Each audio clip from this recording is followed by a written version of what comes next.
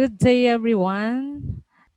For our today's tutorial, ang ituturo ko naman sa inyo, paano natin gagawing PowerPoint slide ang ating Word document in just one click. Yes, isang click lang, magkakaroon na tayo ng PowerPoint slide na ready. Pwede natin kaagad siyang i-present dahil meron na agad siyang mga design, merong smart art, merong icons, merong images. At si Microsoft Office na ang gumawa sa atin noon in just one click. So ipapolish na lang natin siya ng konti. Lalo pag tinatamad tayo, busy tayo, marami tayong ginagawa. In just one click, yung ating document, magagawa natin siya into PowerPoint or visual PowerPoint slide. Yan, sundan nyo lang aking video. Huwag kalimutang mag-subscribe. Thank you!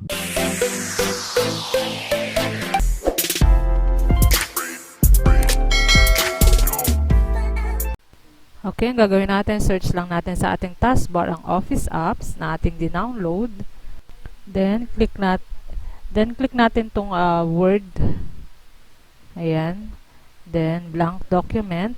So, dito natin ilalagay yung ating document. May sample na ako. So, bali dito sa Microsoft 365 Online, dito tayo magpe-paste or magsisave ng ating gagawing PowerPoint slides or i-export natin. So, dito lang siya manggagaling. Kung wala naman tayo naka-install sa ating mga computer, pwede tayo online, mag-search lang ng Office 365. Directly, pwede tayong gumawa dito.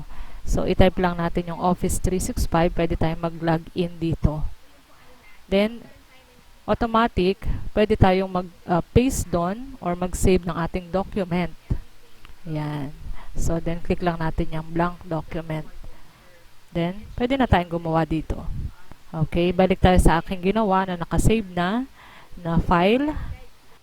Okay, mag-export na tayo papunta sa PowerPoint slide. Click lang natin tong file. Then, export. Then, click natin tong export PowerPoint preview. So, ito may nakahanda na si PowerPoint ng mga design na pwede nating piliin. I-wait lang natin. Yan. So, dito pwede tayong pumili ng design na gusto natin. Automatic, si Office na ang gagawa nun para sa atin. Each slide. So, kunwari ito, for example lang, yun ang napili natin. Okay, wait lang natin yung pag-export. Then, open. Ayan.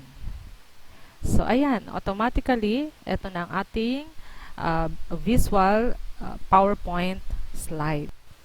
Ayan. So, mula dun sa document, in-export lang natin. Then, automatic, pumili lang tayo ng design na gusto natin. So, meron nang nakahandang every slide dun sa ating document.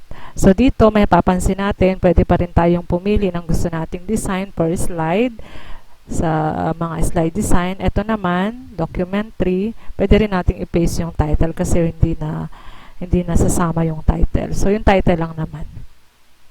Ayan. So, ayan. So, ito na yung ating ginawa. Dito sa kabilang gilid, pwede pa rin nating mas pagandahin. So, no need to layout na pipili lang tayo ng design na gusto natin. Ayan. Pwede nating i-polish yan. So, mapapansin natin, dito sa gilid, may mga choices pa rin tayo.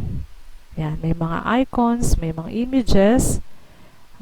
Makikita natin, may contrast din naman yung colors niya. Readable yung kanyang mga fonts na ginamit. Ayan, ito yung may icons. So, automatic, meron na tayong slide mula dun sa ating document. So, ayan. So, depende yan. Yung slide natin, depende sa ating document kung gaano kadami. So, per points, ginagawa niya ng slide. So, dito naman, may mga nakahandang images din na pwede nating gamitin sa ating slide na pwede rin nating idagdag or lagyan ng iba pang mga images ang ating slide kung gusto natin. Make sure lang na akma dun sa ating ginawang slide.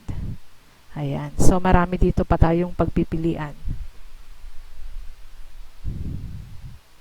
Ayan. May mga design dito, may mga images dito online na sinasuggest ang PowerPoint.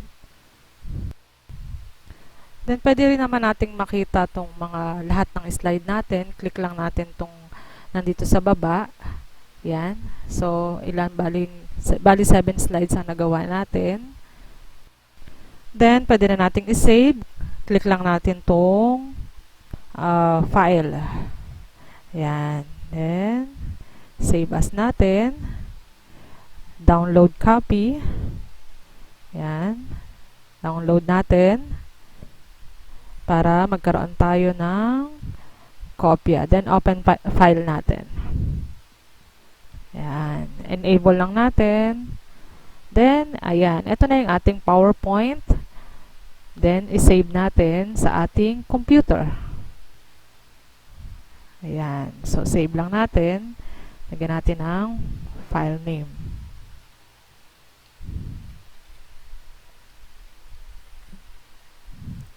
Yan, bali sample lang yan.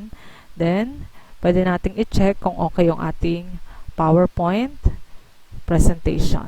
Ayan. So, ito na ang ating PowerPoint presentation na in-export galing sa ating document.